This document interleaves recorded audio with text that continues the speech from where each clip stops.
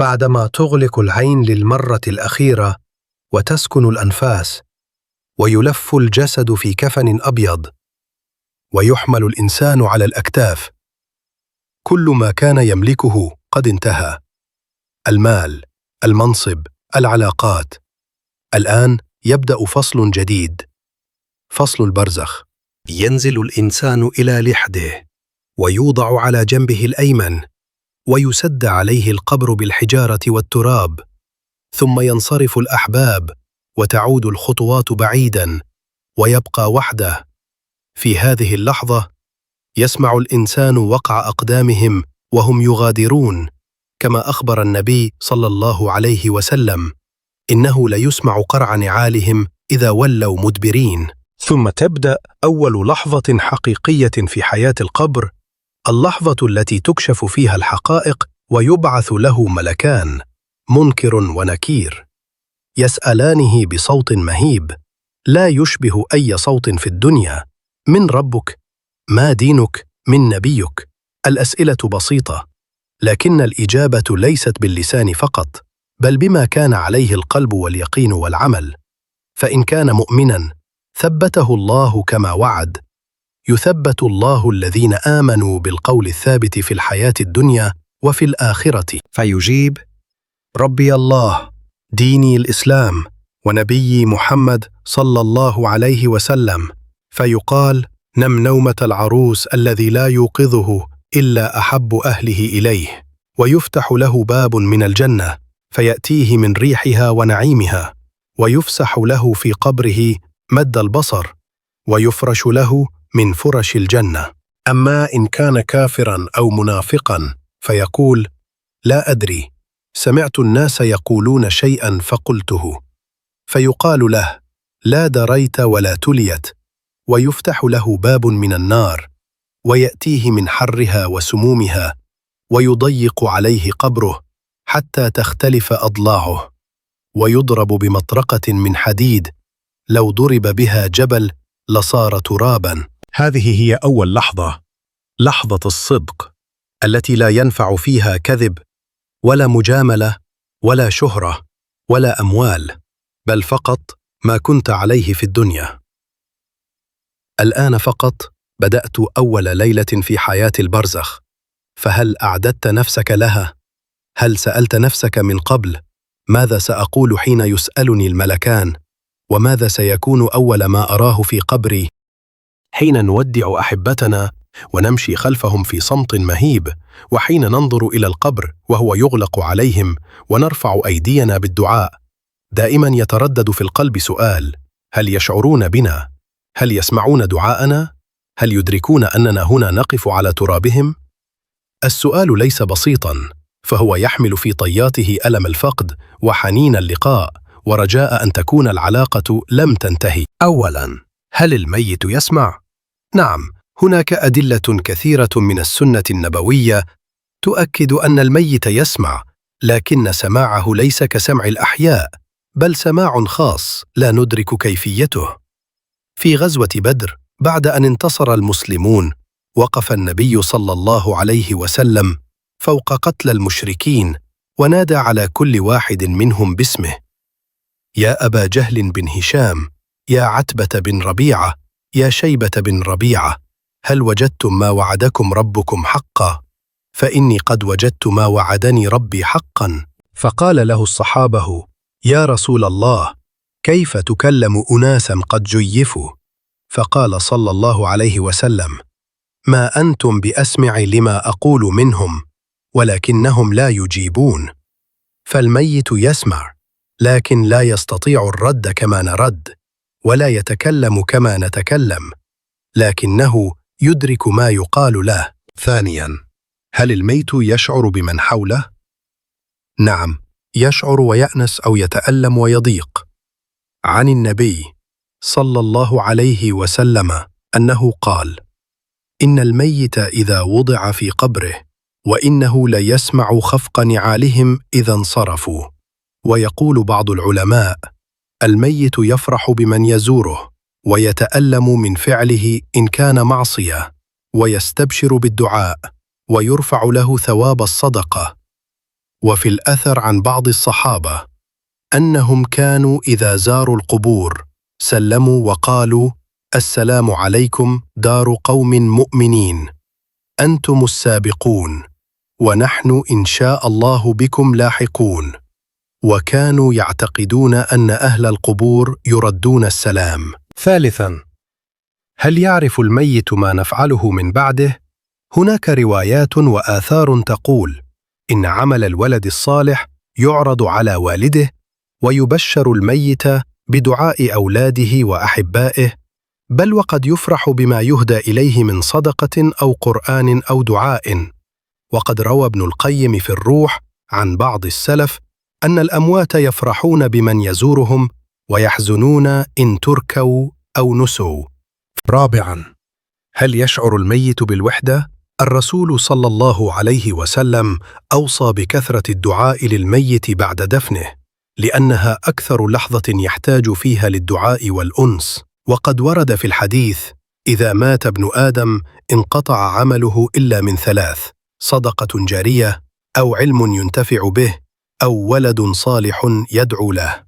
فالدعاء يصل ويسمع ويؤنس وينير القبر. تنتهي حياة الإنسان، تغيب الأنفاس، تغلق العينان، ويبدأ الانتقال.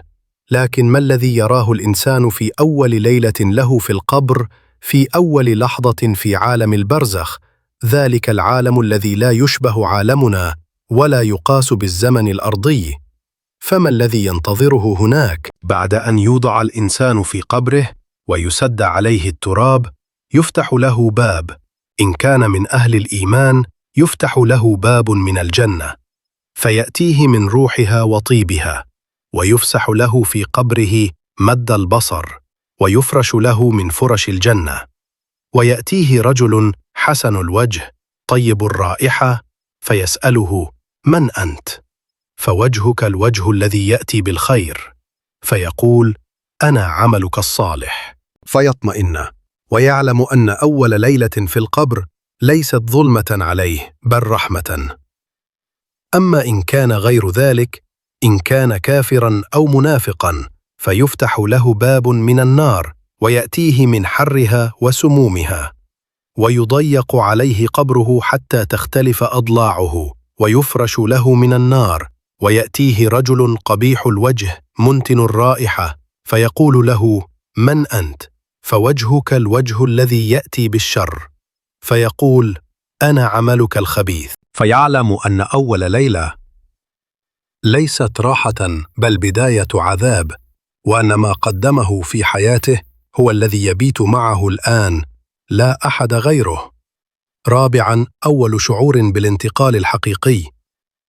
الإنسان في هذه الليلة لا يحلم، بل يرى، يشعر، يسمع، يدخل إلى حياة أخرى تسمى البرزخ. وقد قال رسول الله صلى الله عليه وسلم: إن القبر أول منازل الآخرة، فإن نجا منه فما بعده أيسر، وإن لم ينجو منه فما بعده أشد. حين تنتهي حياة الإنسان في الدنيا، ينتقل إلى مرحلة فاصلة، لا هي من الدنيا ولا هي من الآخرة، مرحلة تسمى البرزخ. ولكن هل في هذه المرحلة نعيم؟ وهل فيها عذاب؟ ومتى يبدأ كل هذا؟ أولاً، ما هي حياة البرزخ؟ البرزخ في اللغة هو الحاجز بين شيئين، وفي الاصطلاح هو المرحلة التي تبدأ بعد موت الإنسان وتنتهي بقيام الساعة. قال الله تعالى: ومن ورائهم برزخ إلى يوم يبعثون، أي بعد الموت هناك حاجز لا يمكن تجاوزه، اسمه البرزخ. هل فيها نعيم وعذاب؟ الجواب: نعم. البرزخ ليس نوماً عميقاً أو غفلة عن العالم، بل هو حياة حقيقية فيها شعور وإدراك وألم أو راحة. وقد ثبت في الأحاديث الصحيحة أن القبر إما روضة من رياض الجنة، وإما حفرة من حفر النار. قال النبي صلى الله عليه وسلم: إن الميت إذا وضع في قبره، وإنه ليسمع خفق نعالهم إذا انصرفوا، وإن العبد المؤمن إذا أوتي شهد أن لا إله إلا الله وأن محمدًا رسول الله، فذلك قوله: يثبت الله الذين آمنوا بالقول الثابت، فينادي مناد من السماء أن صدق عبدي، فأفرشوه من الجنة وألبسوه من الجنة وافتحوا له بابًا إلى الجنة. أما الكافر أو المنافق فيقال: كذب عبدي، فأفرشوه من النار وافتحوا له بابًا إلى النار، فيأتيه من حرها وسمومها، ويضيق عليه قبره حتى تختلف أضلاعه. ثالثاً، متى يبدأ هذا النعيم أو العذاب؟ يبدأ فوراً من اللحظة التي يدفن فيها الإنسان، ويبدأ سؤال الملكين: من ربك؟ ما دينك؟ من نبيك؟ بمجرد أن يجيب الإنسان يحدد مصيره، هل هو من أهل النعيم أم من أهل العذاب؟ فلا ينتظر به إلى يوم القيامة، بل يعيش في قبره حياته الحقيقية، يرى فيها مكانه في الجنة أو النار. رابعاً، أنواع نعيم البرزخ: رؤية مقعده في الجنة صباحاً ومساءً، فتح باب من الجنة يدخل عليه النسيم والراحة، توسيع القبر، مد البصر، زيارة الأرواح لبعضها في نعيم القبور، لقاء الصالحين، أحياناً يبشر قبل موته بلحظات. وقد جاء في الحديث عن النبي صلى الله عليه وسلم أنه قال: إذا صلي على المؤمن ودفن أتاه ملك في قبره وقال له: أبشر بالذي يسرك، هذا يومك الذي كنت توعد. خامساً، أنواع عذاب البرزخ: ضيق القبر وظلمته، رؤية مقعده من النار، الصراخ دون أن يسمعه البشر، ضربة الملكين، وفتنة القبر، عذاب دائم حتى يوم القيامة لمن كان يستحق. وقد ثبت في الحديث أن النبي صلى الله عليه وسلم مر بقبرين فقال: إنهما ليعذبان وما يعذبان في كبير، أما أحدهما فكان لا يستتر من بوله، وأما الآخر فكان يمشي بالنميمة. عذاب القبر ليس خيالاً، بل هو واقع لمن خالف أمر الله وترك الصلاة وظلم الناس وعاش لذاته.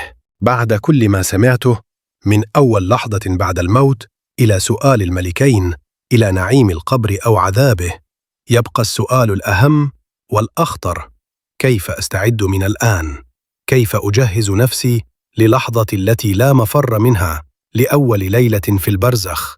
أولاً، الصدق مع النفس. الخطوة الأولى أن تصدق مع نفسك، أن تسأل قلبك بصدق: أين أنا الآن؟ هل أنا مستعد لو وقفت أمام الله؟ هل صلاتي ترضيه؟ هل خلقي يرضيه؟ هل في حياتي ما أخجل أن أبعث عليه؟ النبي صلى الله عليه وسلم قال: الكيس من دان نفسه وعمل لما بعد الموت، والعاجز من أتبع نفسه هواها وتمنى على الله الأماني. فابدأ من هنا، من الصدق. ثانياً، المحافظة على الصلاة. الصلاة هي أول ما يحاسب عليه العبد يوم القيامة، وهي الفرق بين المؤمن وغيره، من ضيعها ضيع آخرته. قال الله تعالى: فخلف من بعدهم خلف أضاعوا الصلاة واتبعوا الشهوات فسوف يلقون غي.